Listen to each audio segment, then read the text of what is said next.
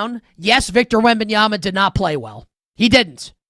But when it comes down to it, the Oklahoma City Thunder have the experience, and the San Antonio Spurs do not.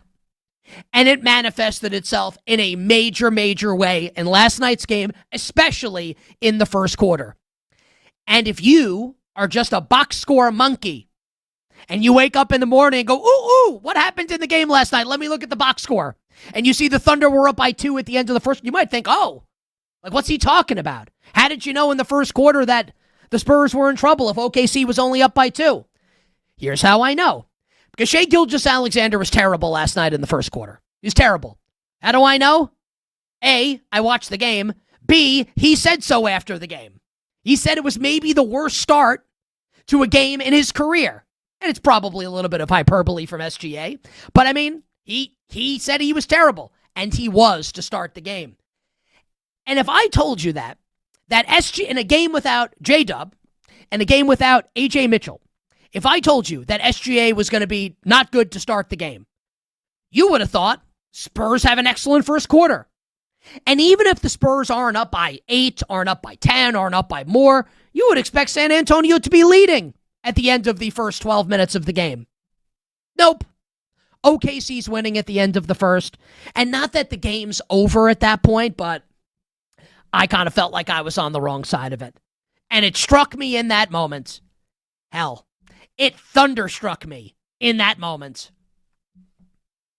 The Oklahoma City Thunder have been, and I'm admitting I was wrong, right? So this isn't me saying, wow, this was so obvious. I didn't see it. I got seduced by the fact that Jalen Williams and AJ Mitchell weren't playing.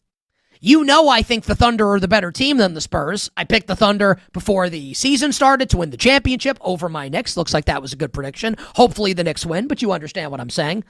I think OKC is the better team than San Antonio. You know that I think that.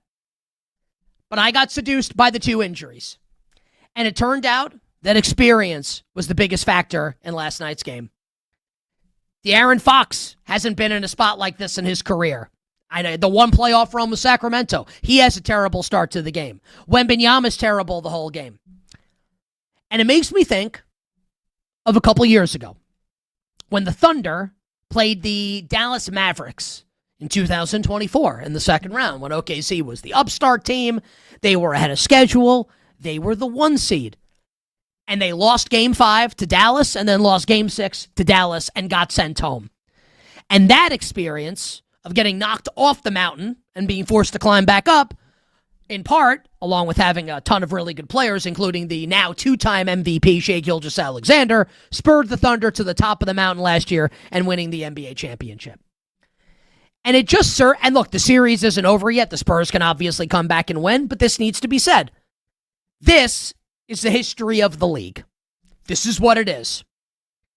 That in order to win, it's like in Star Wars, right? There can only be 2 Sith Lords. Like, that's the concrete rule. It's like a concrete rule in the NBA, barring an extreme outlier example. You must lose before you can win. The rule of 2, as Mike Brown says. Even though I feel like apparently like Darth Maul didn't actually die in The Phantom Menace. Is that a thing? I saw that on social media. Anyway, he got cut in half. So technically there were 3. In any event, there's the rule of 2 in Star Wars, and there is the rule in the NBA that in order to win, you first must lose.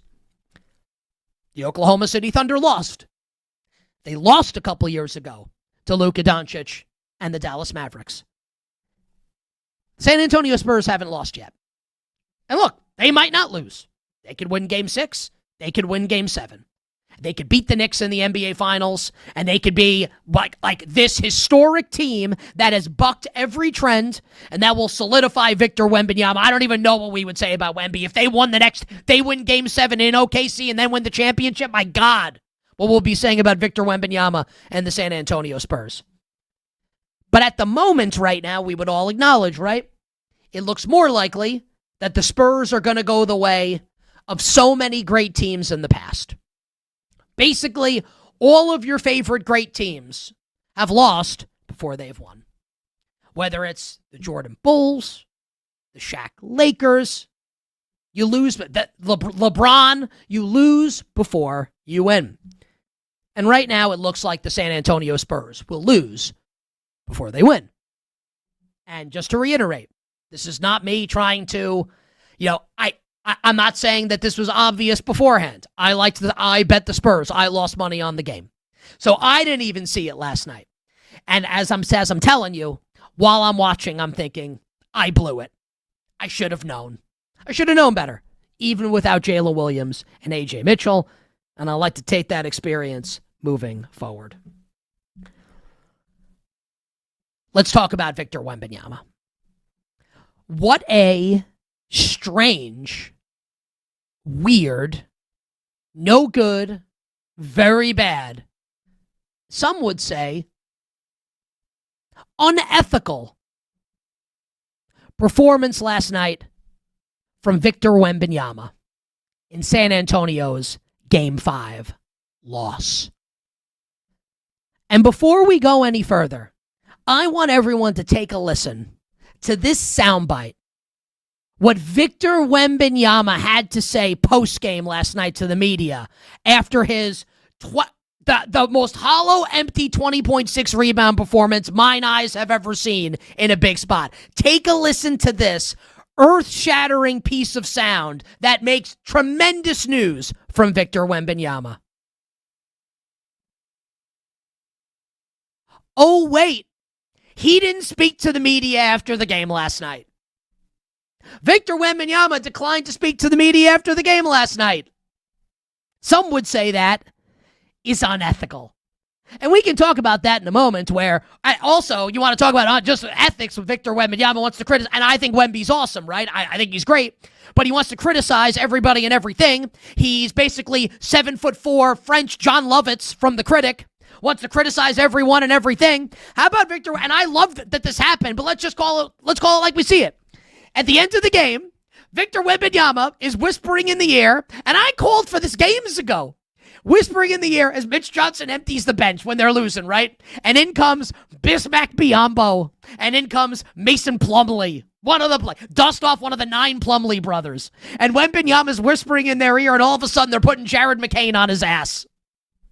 All that was missing was Victor Wembanyama in his French accent instead of an Italian accent like Clemenza in The Godfather saying, leave the gun, take the cannoli. Or in this instance, perhaps, leave the gun, take the eclair. I mean, you want to talk about unethical. And I loved it. I'm just saying, if Wemby's going to criticize everybody, then he needs to be criticized as well. So this was a strange game from Wemby, who seemed very passive. And maybe you want to say it's a bad... And Mitch Johnson, to his credit, kind of took some responsibility after the game. Mitch Johnson saying that OKC's game plan was better than San Antonio's game plan. Here's the bottom line, though. That can be true. Also, if Victor Wembanyama is the best player in the series, and I believe he is, despite what happened last night, I still think Wemby's bad. And SGA can say he played a bad game. SGA did not play a bad game. And we'll talk about him in a little bit. SGA had 32 points. I thought he played pretty well. But if we're going to consider Victor Wembanyama, and I do, to be clear, I'm not backtracking. They could lose in Game 6, and I still won't backtrack off of it. He's the best player in the series.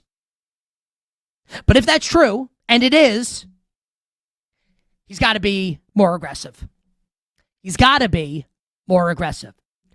Even if it doesn't lead to a great statistical output, he needs to be way, way, way, way more aggressive. He got bodied last night by Isaiah Hartenstein.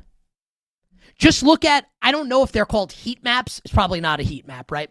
But when you look at the flow chart, I don't even know. One of these newfangled graphics that you see where it shows where Wemby touched the ball in Game 1 and all the time where he was on the court when he touched it versus last night.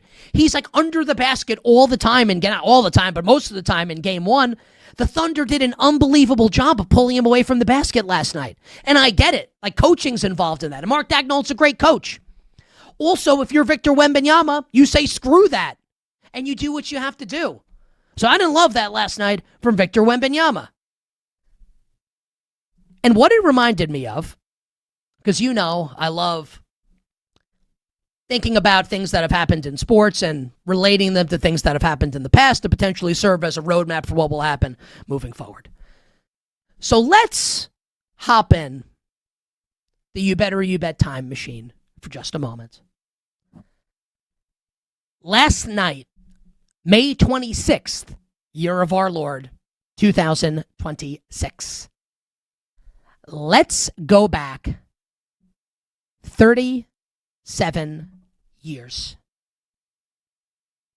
May 31st, year of our Lord, 1989. Last night, Game 5, Thunder Spurs, first conference finals, Game 5, and first conference finals for Victor Wembanyama. May 31st, 1989. The first conference final, and the first Game 5, obviously, of a conference final, for a player that all of you, maybe you've heard of him. His name, Michael Jordan. Bulls against the Pistons. In that Game 5, and this is the famous Jordan Rules series. And in case you're young and you're like, hey, what were the Jordan rules? It was basically the Pistons beat the crap out of Michael Jordan because if they don't, he's going to score 50 points. And they're going to lose. So what does Chuck Daly do and what do the bad boys do? They kick the crap out of Michael Jordan. In this Game 5, series tied at 2, the Pistons would win the next 2, and then they would beat the 89 Lakers, who had won 11 straight, but Magic Johnson and Byron Scott got hurt in the Pistons sweep in the NBA Finals, right? We talked about that earlier in the week. In this Game 5, Michael Jordan took, this is crazy, just like, as an aside, could you imagine if social media existed then, right? 1989, in the Eastern Conference Final, with how hyped Michael Jordan was, deservedly so, obviously, right?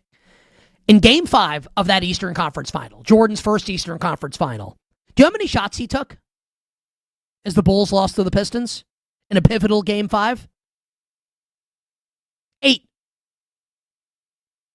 He took 8 shots in Game 5 and went 4 of 8 from the field. Scored 18 points because he got to the line, but he took 8 shots in the game. Craig Hodges, remember Craig Hodges was a pretty good player for the Bulls, not in the same galaxy as Michael Jordan, led the Bulls in shots and points as they lost in Game 5. Last night, Julian Champagnie took as many shots as Victor Wembanyama and scored more points as the Spurs lost a pivotal Game 5 on the road at the Oklahoma City Thunder.